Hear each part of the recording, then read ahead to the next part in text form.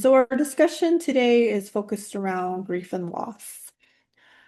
Um, I know sometimes this might be a little bit of a hard topic, um, but I want to encourage you all to identify your supports, identify those healthy, positive coping skills. If you need some time to talk through that, we're going to talk through that today, talking about coping skills, what those look like, and you will get some perspective from your peers as well as myself. And just a shout out to our relatives. We call them the relatives. They are our awesome colleagues who are licensed and trained therapists, and they meet next Wednesday. So if you need further support and you have more questions that kind of go more in depth on grief and loss, feel free to attend that. And Jonathan and Terry are awesome individuals. I know them personally, I know them professionally. So they are amazing individuals to ask questions. And even if you have a question that you might not want to ask here, you can always put it in a private chat and I can send it over to them along with your name and they can reach out to you or you can be in attendance. So just a little bit of information about myself. My name is Jacelyn Salabye. She kia ani na shila tachini ba shishin tabaha edishiche do turijini edishinala akut awasa doma shlo. So I am Towering House. I'm born for Red Running into the Water clan. My maternal grandfathers are Edgewater and my paternal grandfathers are Bitterwater. And I'm originally from the southwestern part of the Navajo Nation. And I grew up in a small border town. I actually was born on the res, lived there for a while, and then lived in a border town through my elementary, high school years. And then for my college years, I went to Northern Arizona University and lived in Flagstaff for about 23 years, which is in the Northern Arizona part of Northern Arizona, and later on went to ASU. So a little bit about me. Trained as a social worker, so I've been a social worker for many years in my full-time position. I currently um, I'm a lead on various contracts, but I'm basically a technical assistance provider and a TA coordinator. So I do that full time. So that's just a little bit about me and to give you a good perspective of where I come from. And so our talks and our discussions today, I'm going to do a little bit more asking questions today, and I want you all to kind of provide your input. And the way I will do that is if you want to come off mute and share, or if you want to enter in the chat, you're welcome to do that. I highly encourage participation. So, but I'm not going to force you to participate. If you choose just to be here to listen, to learn, that's awesome too. So first off, I like to welcome you all to the circle. I know that you are all accustomed to identifying those norms that we have. They might be unspoken norms, they might be specific norms that you have when you go into a specific space or place. So an example would be when you go into class, how do you conduct yourself? What are some of those norms? What are some of those rules, those guidelines that you have to abide by, right? If you have a syllabus, it lays out those expectations. Same thing when you go into a family setting, when you go into a cultural setting, maybe it's a religious setting, you always have those group of norms.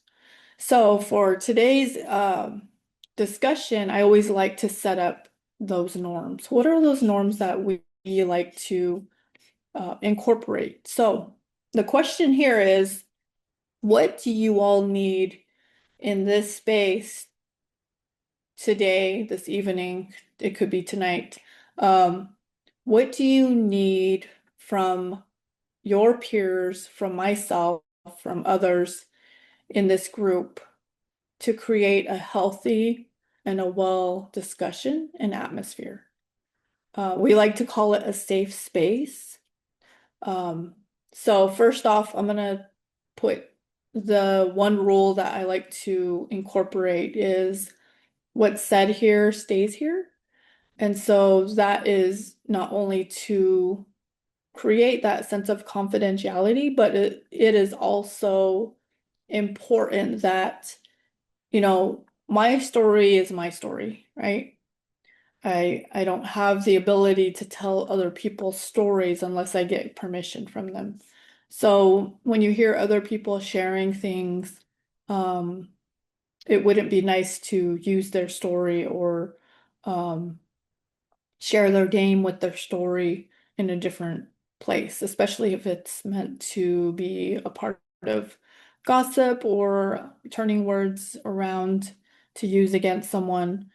We don't want to do that. So the other part of this purpose of the norms is also to create that sense of how we treat one another, right?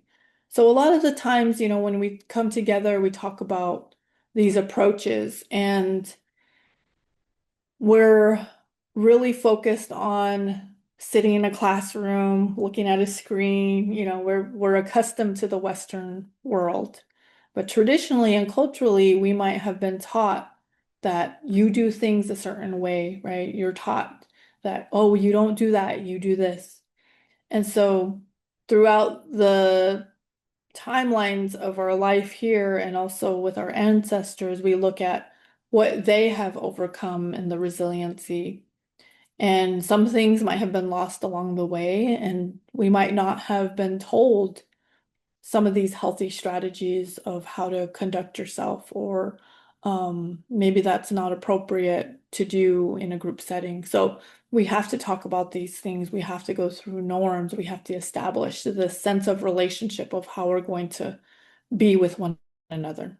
So if you all could put in the chat, what are some of those way healthy approaches that you want to incorporate in our time together? I'm gonna see if I can come off here because I cannot see the chat. So, um, go ahead and put in the chat. What do you need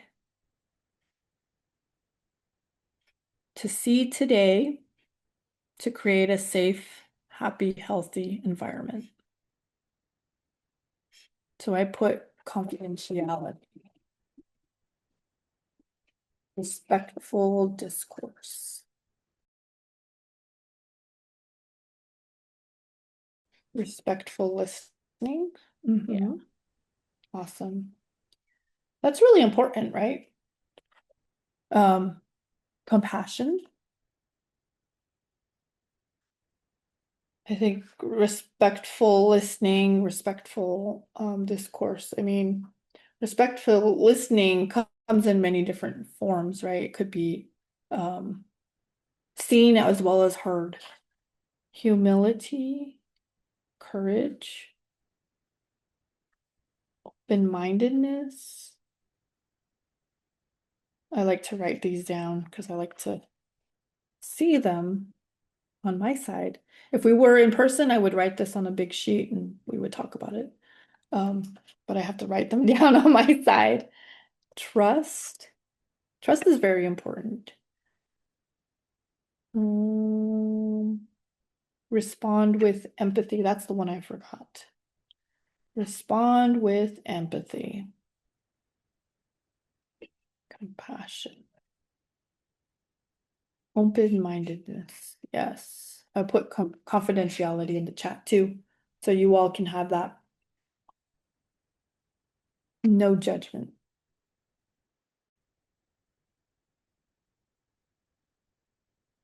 Awesome. I think these are some really important ones. Humility, having that humble sense of being, not letting your ego drive you, but also allowing for time for others to kind of hone in on what's happening in the room, right? Um, that could be something that's seen like kind of stepping back if you're always in the forefront. Or maybe it's stepping forward if you're always in the back, right?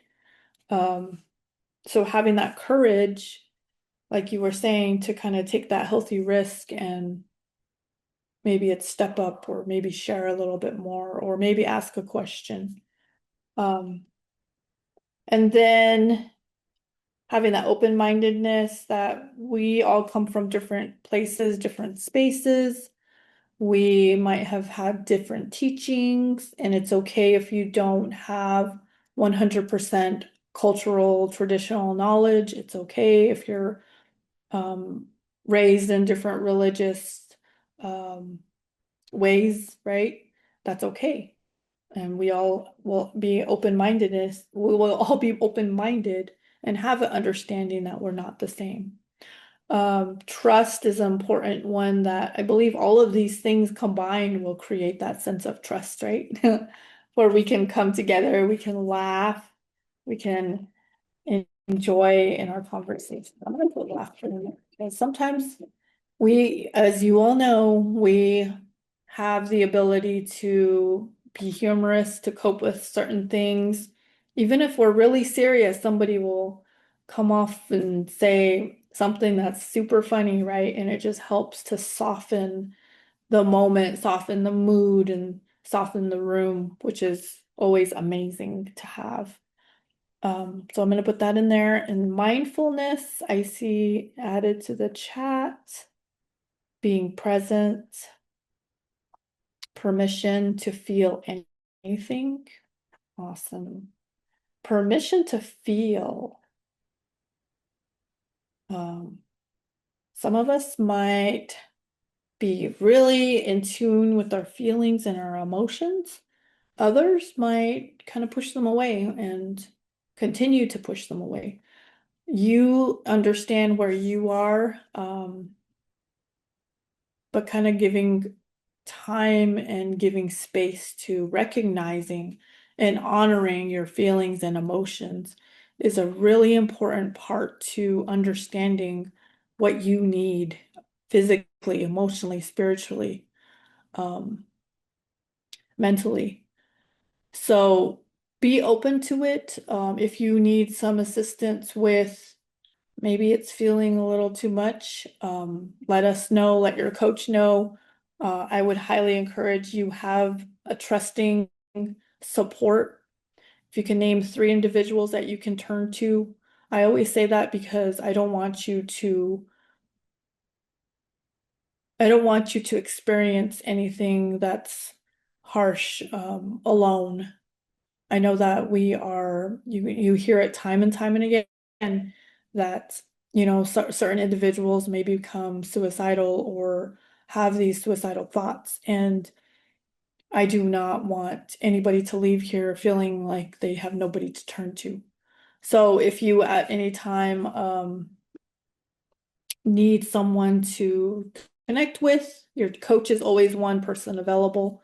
There's the 988 hotline. You can text it and you can also call it. The 988 hotline is also important because if you have a friend who needs help and you don't know what to do, you can always sit with them. You can dial up 988. You can get on the phone with them and say, my friend or my peer is going through this. Like, what do I do? I don't know what to do. And it's okay to be honest on that hotline, and they'll guide you through the process. Um, so sit and think for maybe a few seconds and identify 3 individuals that you can turn to. It could be a peer, it could be your roommate, it could be anybody that you can trust that will provide you support and understanding and take time to listen to you. Okay, so I'm going to leave that there. I always suggest to pull out a journal. I always keep one handy because my memory's foggy. But I always like to write down little bits and pieces of notes, like helpful reminders and tips and tricks and all that good stuff. So I always think to myself, like, who are those three individuals I would turn to? Because I'm not perfect. I mess up. Um, I might fall into that dark place where I feel like there's nothing in my life, right? And it's okay to say that. And we all experience that. But it's really important to identify someone that you can express those things to. Maybe you have a therapist. Awesome job if you have a therapist. If you have a mental health specialist that you can turn to, that's awesome. So keep those norms in mind. We're all accountable to holding the space together. So we're accountable to those norms that we put into the chat, making sure that we're abiding by those. And also, if we see someone who's maybe projecting some stuff, we might want to remind them, hey, Jacqueline, remember in the norms, like we said, we would be open-minded. Some of those things are, we're trying to create trust here and we're being um, respectful of one another. So that's just an example that I use. But I've been in places and spaces where we need those constant reminders like, hey, remember the norms, no cussing, or we're going to be acting in a respectful manner here. So let me move into the next portion where I already did my introduction. I'm going to share my screen again and we'll go into the next part of introducing yourself. So if you want to briefly introduce yourself in the chat, or you can write a whole novel about who you are, I don't mind. So write your name. What is your name? What is your tribe? If you know your clan, you're free to share your clan. What college you are currently attending. And let's make up I have this question from the last wellness circle. Let's see. What, let's see.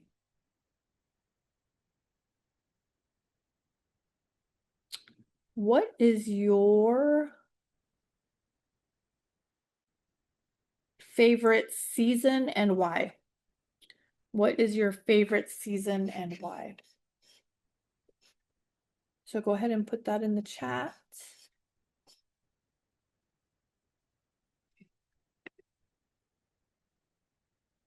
Put that in the chat. What is your favorite season? And while you all are working on your introductions, this is part of that relationship building that I always talk about. Across Indian country, you'll come across many different individuals, especially if you're working on your career. You might go to different places and spaces and connecting with different individuals. It's really important for your social health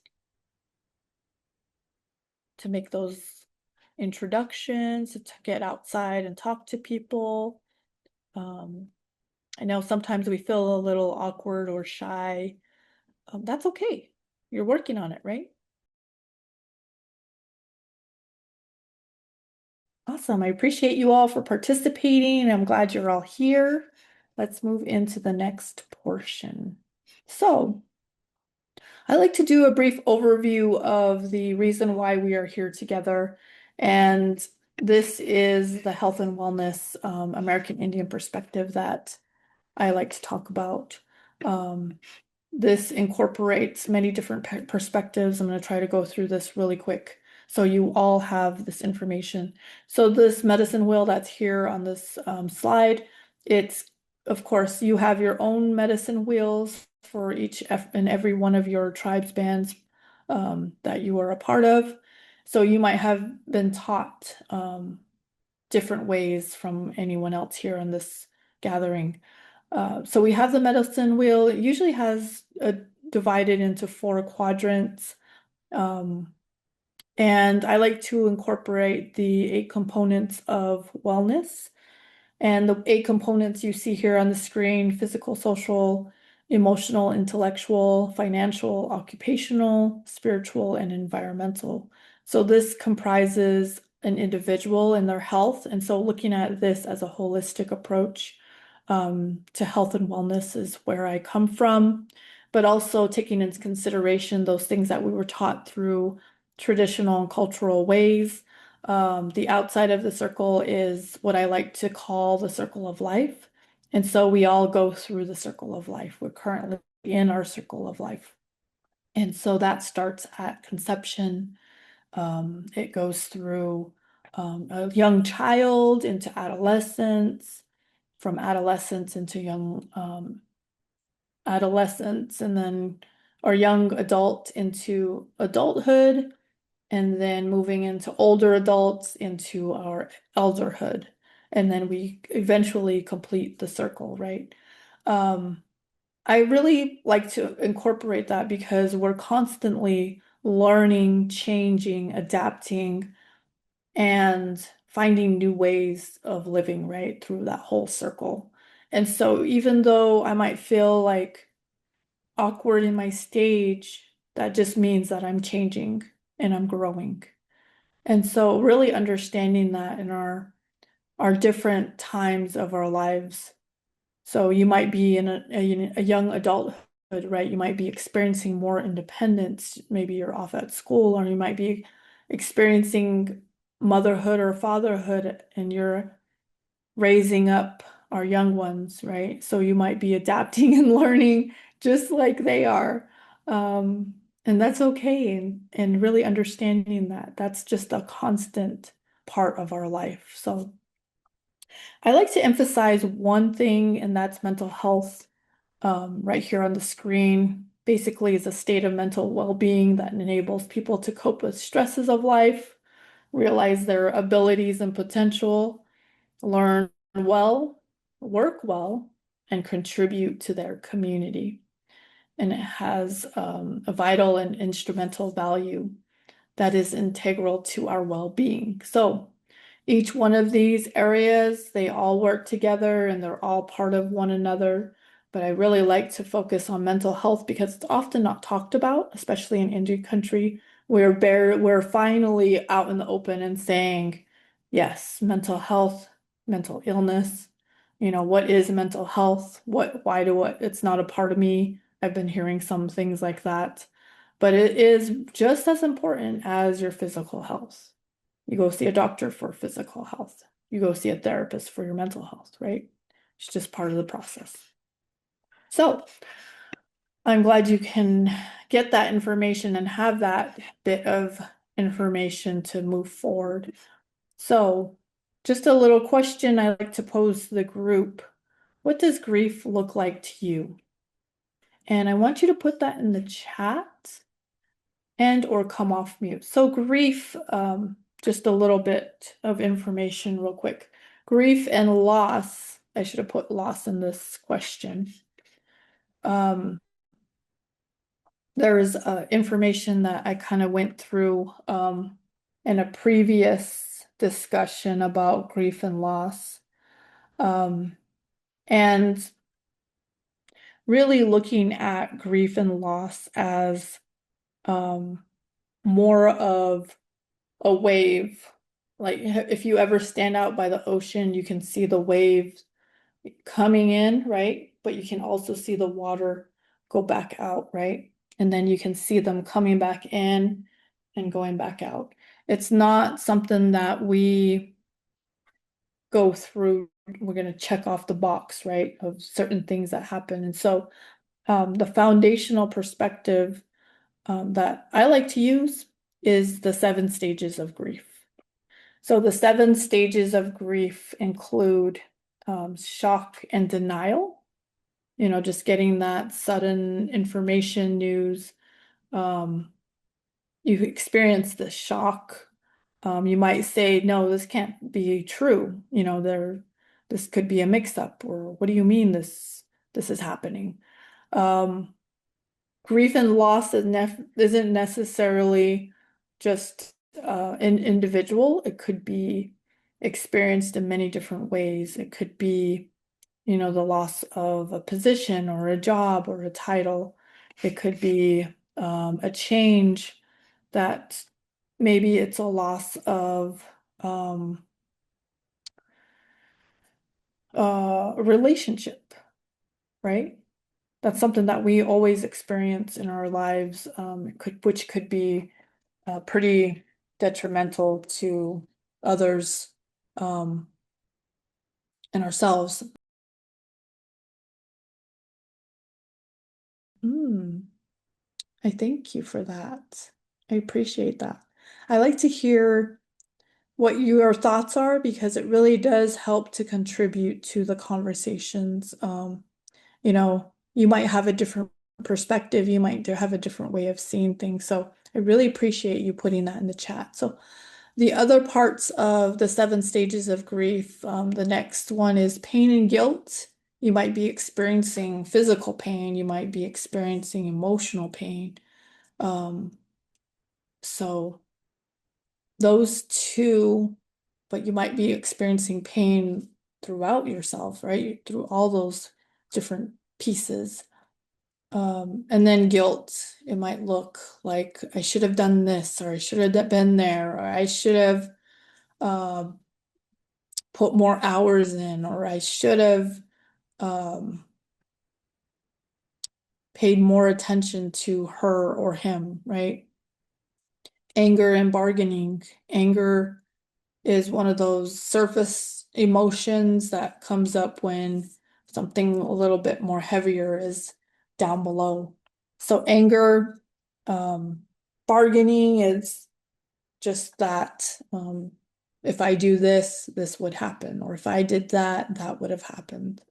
Depression, reflection, and loneliness, really sitting in that grief and loss. Um, what depression looks like, feels like, the inability to do certain things for yourself or care for yourself and just being immobile. It might look like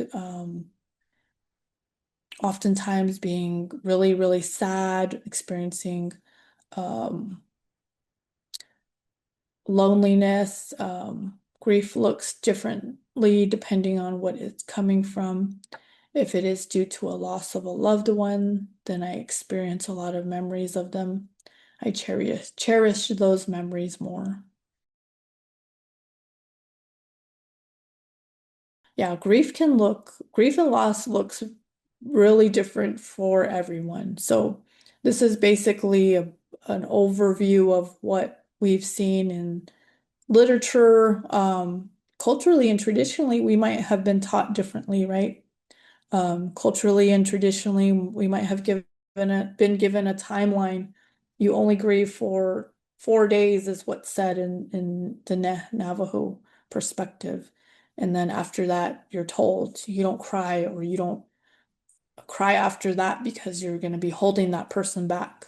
Um, that's the teaching. I know that there's a purpose and a reason for that, just respecting that. Grief looks different depending on the individual as well. Yes, and a roller coaster ride. Yep. It could be equated to that highs and lows, right, of a roller coaster. It might be good, you might be in a upward turn, right? Like they call it in the literature, upward turn. It could be reconstruction and working through it. It could be acceptance and going up on those highs, right? Acceptance and hope, everything will be okay. And then going back and down into maybe pain and guilt and depression or loneliness. Yeah. So grief looks like a quiet moments, heavy memories, and the ache of things left unsaid. Yeah, things left unsaid. Sometimes we have grief and loss for individuals who we wish they were better because we know that they had the potential for being something amazing and great. Um, I was thinking about that the other day. Um, when I think about certain family members that, man, he was such a fast runner and he was such a amazing person, and man, he had the potential to do so many things and, you know, um, addiction and alcohol took his life. And so, we have to live with that too and really trying to sort out all these different feelings and all these different thoughts. So grief and loss is really interesting in that way. So really thank you all for providing your perspective, um, and what you said in the chat. So I appreciate that. Does anybody else want to add any other thoughts to the chat? Personally, when going through it, I tend to isolate. A lot of people I know seek connection. Yeah. Sometimes I just want to like go into a room and just hang out in there because I don't want to answer questions. I don't want to talk. I don't want to do anything. Yeah.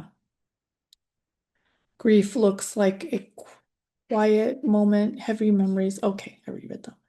Let's see. What else does grief look like? Awesome. I appreciate you for sharing. Um, Thinking, prayer, and having connection. I know that's kind of opposite into what you were saying, Daniel, about how you personally go through grief and loss and how you isolate. Um, and that's okay. We might behave differently. We might have different ways of coping. We might have similar ways of coping, and that's okay. And so I just want to highlight that because we are experiencing these things a lot differently. So thank you for sharing. I really enjoy hearing about your image. I'm a very visual person, so I like to use visuals and I see things when you're talking, like the image of a bare tree holding you. Like that's pretty amazing to see that in my mind's eye, right? So thank you for that. Um, let's see. Memories, different memories. When I think about memories, I think about like those old Polaroids, kind of just flipping through old Polaroids. Um, yeah, so I appreciate you all sharing what grief looks like to you. Let's move into the next portion. And I really enjoy what you said about things left unsaid. Um, Oftentimes I think about that and almost anticipating grief and loss is I think about what do I need to say to this person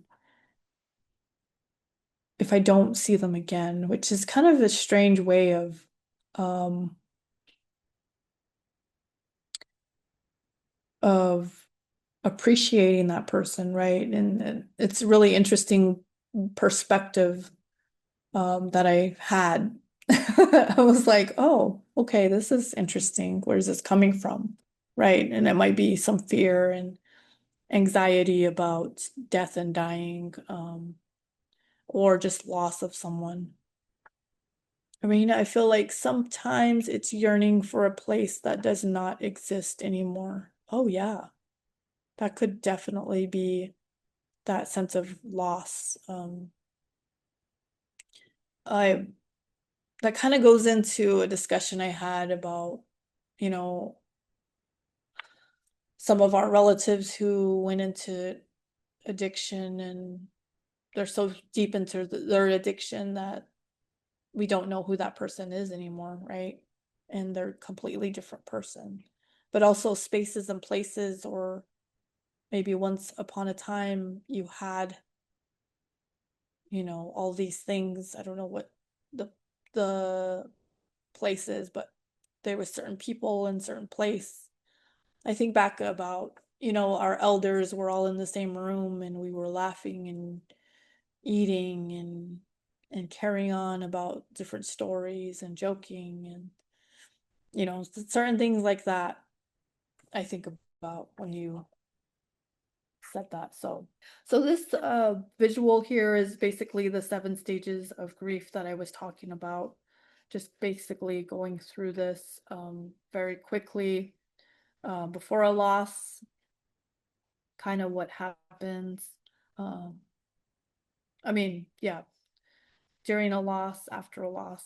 And these are the stages, they call them. They're not in any particular order. They could be when you're experiencing, you could be like a pinball and just going everywhere, right? Um, you could be in shock and denial and then going through acceptance and hope and then coming back down to the upward turn, which is basically adjusting to life with your loss. And it might be a little calmer and a little more organized at that time. So if you want to take a screenshot of this, this is pretty awesome. It's coming from the social work tech. You're able to screenshot that, take it for yourself to read. I basically went through those a little bit. And so we'll move forward because I feel like we are coming up to a few more minutes and I want to go through a little more discussion. As we know, there are different types of grief. So there's the normal common grief, which is involving feelings of sadness, shock, anger that generally lessens over time. These might be a little bit, I don't want to say less of a, maybe you're more attuned to,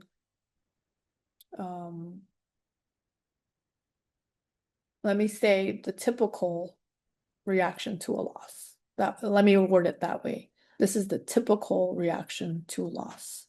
There's also anticipatory grief, when you're expecting a loss or like there's a terminal illness diagnosis, that we have that anticipatory grief. There's complicated grief. You might have heard of that. That's intense. It's long lasting. It lasts for many, many years. It's debilitating. And it just makes it hard for you to experience daily life. And then we have disenfranchised grief. That's not socially recognized, validated, or understood. And this could be like the loss of a pet, or maybe it's a loss of an ex or a divorced individual. It could be, for some of us, abuse is kind of the loss of an abuser. It could be kind of experience many different feelings, and there might be this feeling of happiness yet sadness. And so where do you go with that, right? Or it could be a stigmatized type of death. I know that mental health and suicide is often stigmatized, and so that could cause some of that disenfranchised grief. And then we have ambiguous grief. So that's basically having no closure, such as a missing person or someone with dementia, where they weren't really able to communicate. And then I often think about COVID and where we weren't able to see our loved ones and we were kind of shut out from seeing them. Delayed grief, which is postponing of that grief experience, and it appears much later. And then we have masked grief. Masked grief is presented through other, often physical or behavioral symptoms rather than sadness, which is pretty interesting, right? You're masking your grief. Cumulative and also compound grief. And that's when a person experiences multiple losses in a short period of time. Traumatic grief, that's just that. It's a sudden, violent, sudden, unexpected loss. Secondary grief, basically a non-death losses that occurs as a result of a primary loss, such as losing a home when a loved one passes on, and understanding that these, along with others, like absent grief, are valid, can help to navigate what you're experiencing. Just because society isn't validating your grief, doesn't mean it's wrong or invalid. So those are basically the types of.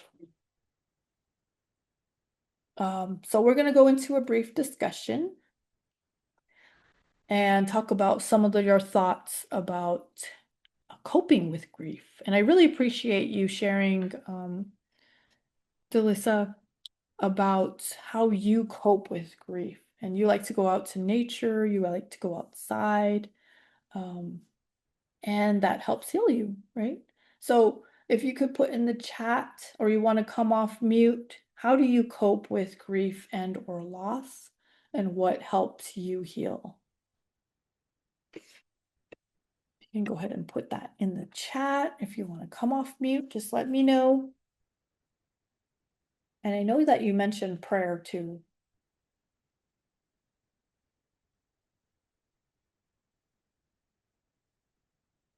So put in the chat. How do you cope with grief and or loss, and what heals you?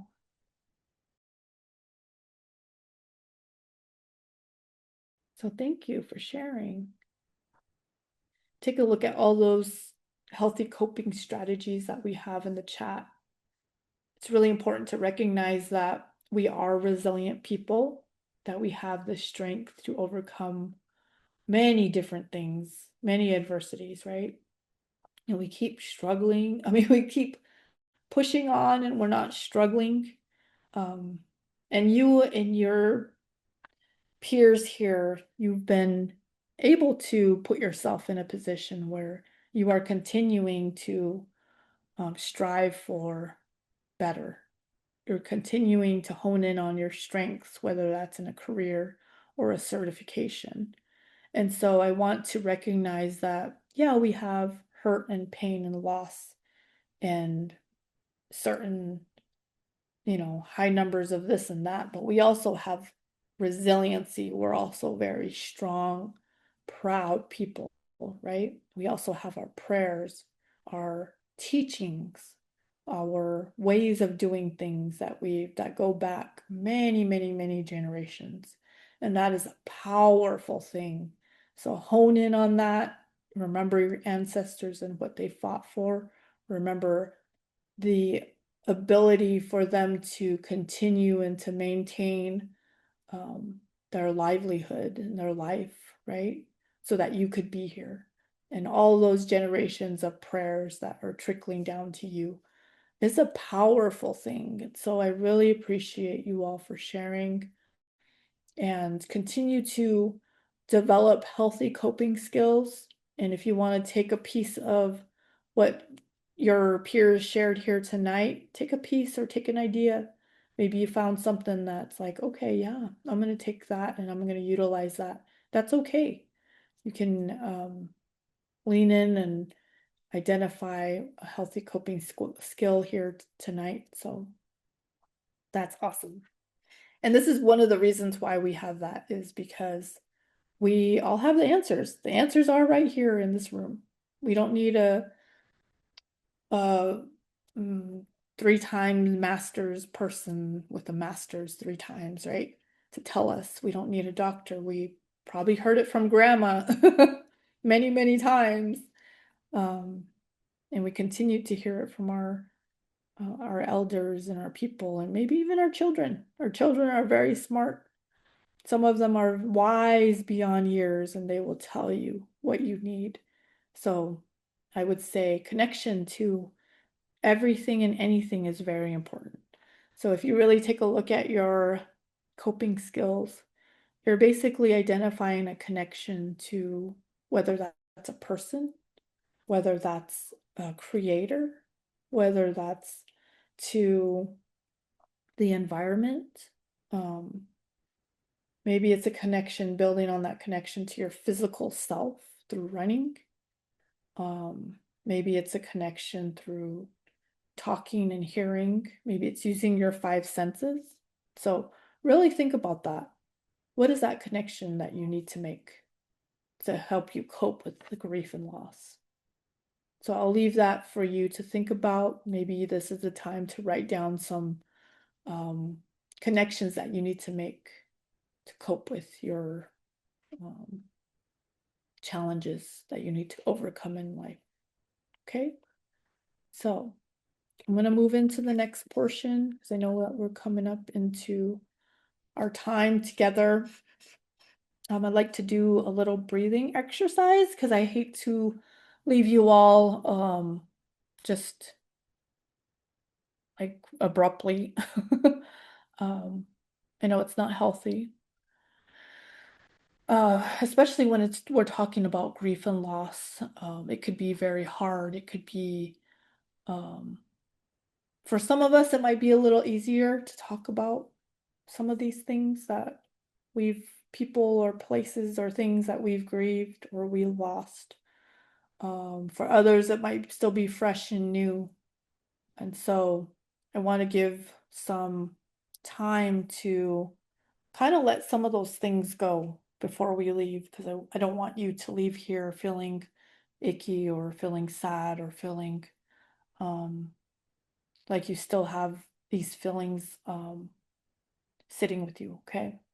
So what we're going to do is we're going to do a grounding exercise.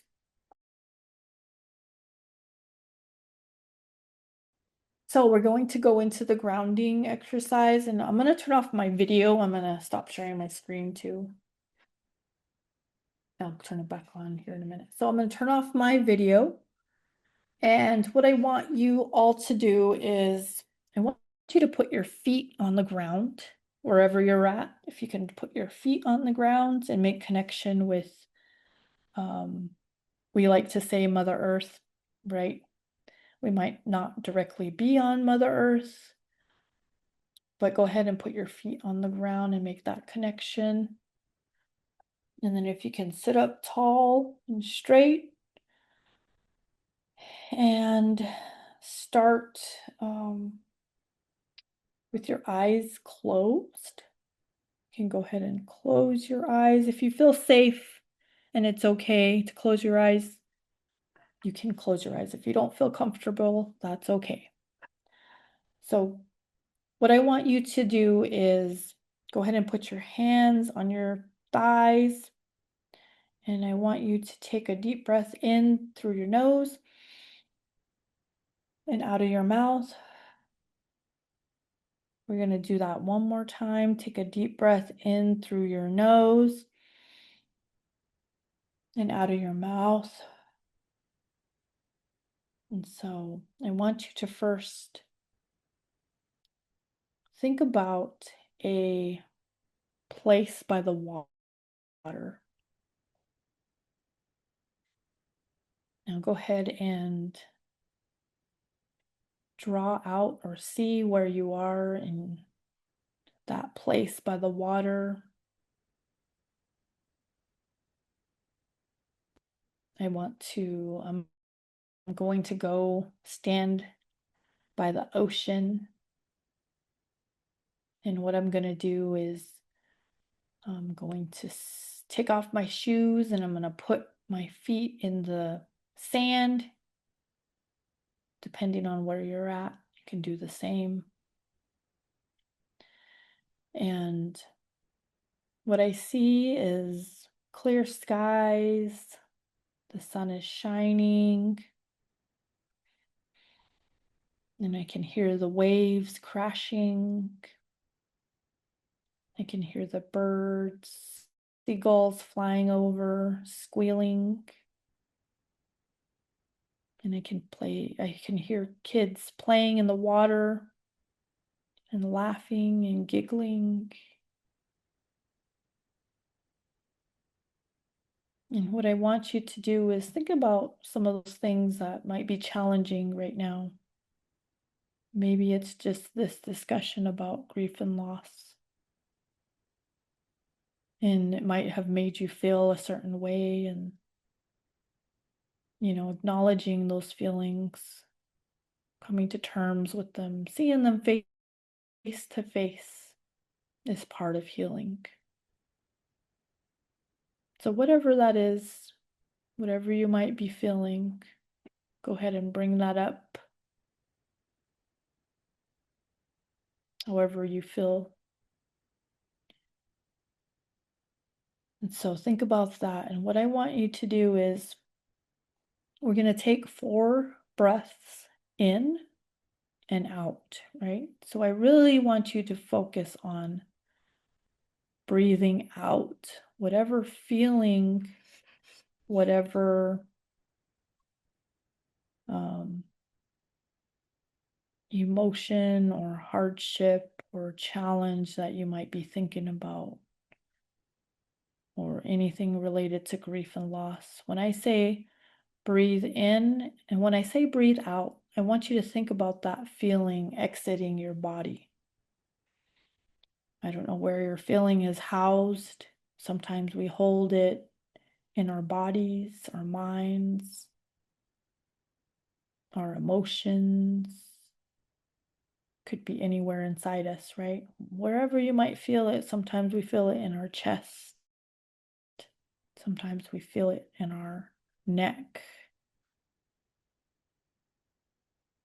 So go ahead and take a deep breath in through your nose. And go ahead and exhale all of that, whatever you're feeling. And just let it all out. So we're going to do that again.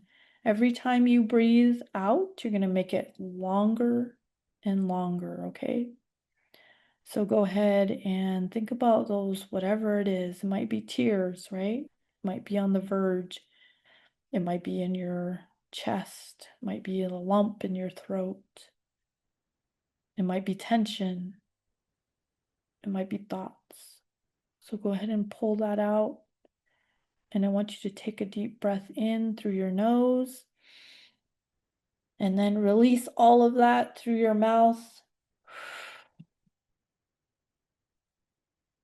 Okay, we're going to do that 2 more times, okay?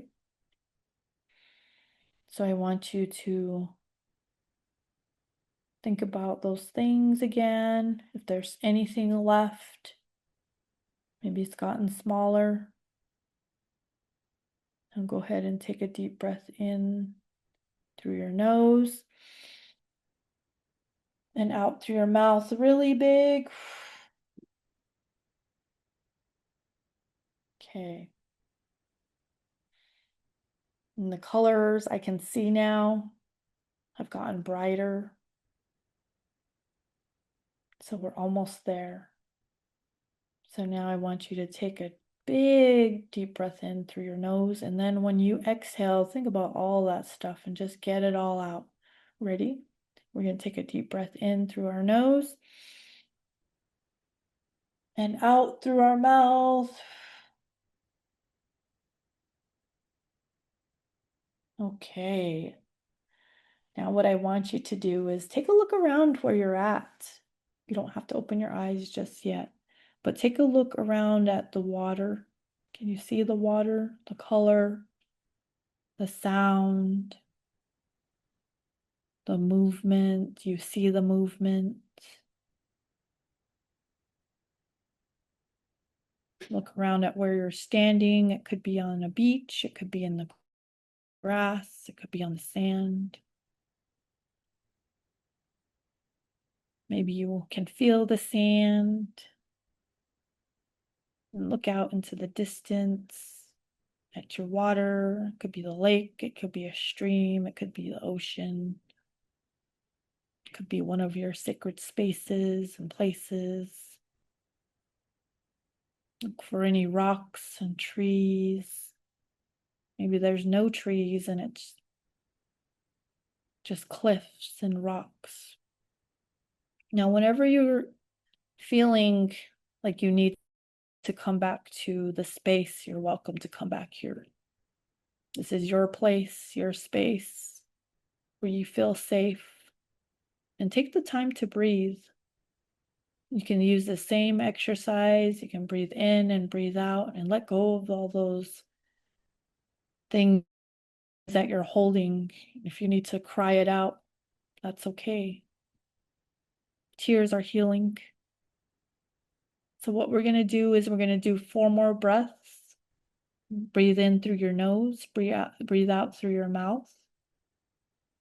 And when we do breathe in, I want you to breathe in all the goodness, all the strength, all that powerful, positive energy that's in your space. I want you to breathe that in. I want you to think about your healing. I want you to think about your health, your wellness, that you are worthy of all of those good things. Positivity.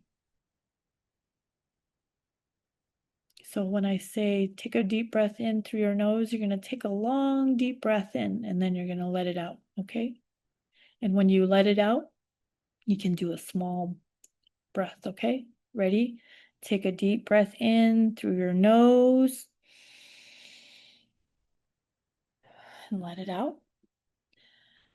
Remember, we're thinking about all the goodness, all the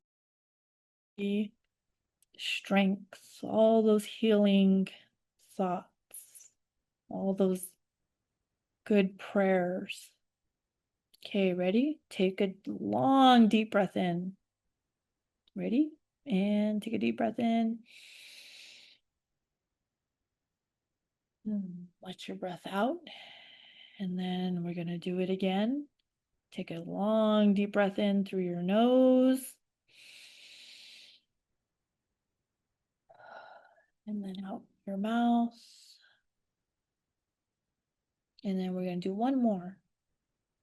Invite in all the goodness,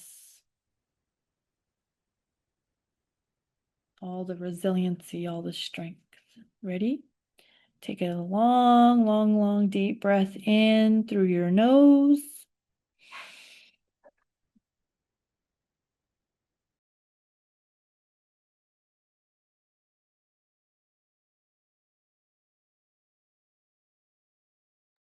And out your mouth. And then I want you to go ahead and look around your space and your place. Now, you don't have to open your eyes just yet. But again, remember it, see it, feel it, hear it. And then I want you to go ahead and start to move your eyes around a little bit, like scrunch them a little bit, because we're going to start coming back. And I want you to go ahead and wiggle your toes. You're going to wiggle out and just give time for you to move so you can not only release your energy, but also get rid of the tension.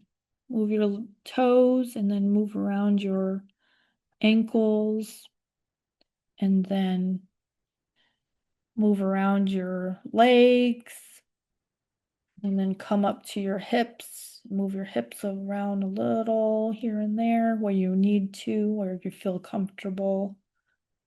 And then your stomach, if you can rub your stomach. Your gut plays a very important role in your health. You can rub your stomach and then go ahead and rub your, finish rubbing your stomach and then come up to your chest and move your chest around just a little bit, how you feel comfortable. And come up to your shoulders and move those back a little bit. Move them backwards. roll them backwards and then roll them forward, nice and gentle. Then come to your arms and wiggle them a little bit, move them around how you feel comfortable. And then come up to your hands all the way down to your fingertips and wiggle them all over. And then I want you to come up to your neck. So I want you to roll your head downwards all the way around. And then I want you to go the opposite way. Roll your head down and then roll it all the way around the opposite way. And then I want you to take a deep breath in and put your head up. And release your breath. And lastly, I want you to move your face, so wiggle your face a little bit. Maybe start with your lips. And then start with your cheeks next. And then if you can wiggle your nose. And then wiggle your forehead. And if you can wiggle your scalp and your ears, you can try to.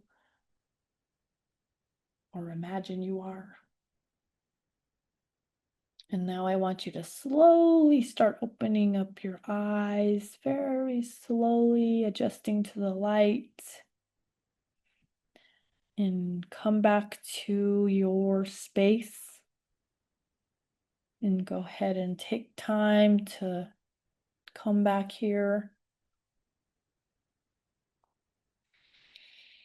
Okay, now that we have completed that, if you ever need that at any time, it's there for you.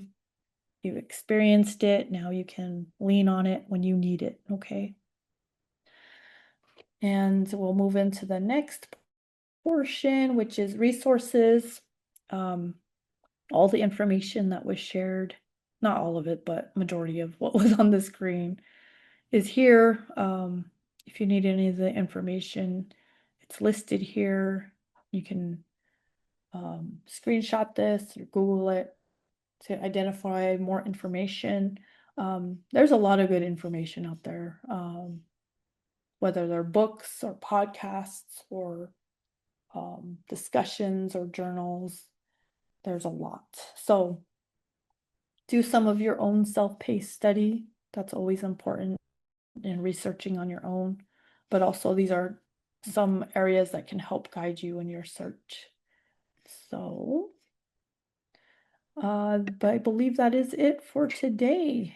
And I really appreciate you all having the ability to be here with me tonight. I'm going to put in the chat the survey so you can go ahead and take the survey. Take the time to fill that out. That really does give us some good information of your needs, but also helps us to strengthen our time together, specifically with me. So go ahead and take time. And then just a brief reminder that next Wednesday, I believe, yes, next Wednesday is the session with the relatives. And so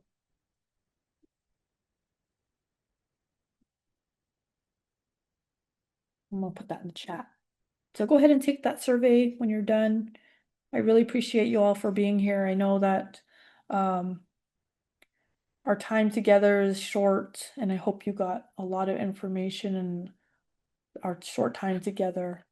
I really want to express that I hope that you find your healthy balance. I hope that you're able to continue to work on your health and wellness.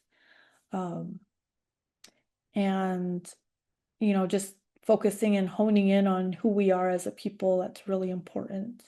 It's really important that we identify those strengths, those positive ways of living that we have ingrained within each and every one of us, that awesome strength and the awesome ability to overcome that resilience, right? You come from many, many lines of amazing men and women. So hone in on that. And I appreciate each and every one of you for being here. So with that, have a good night.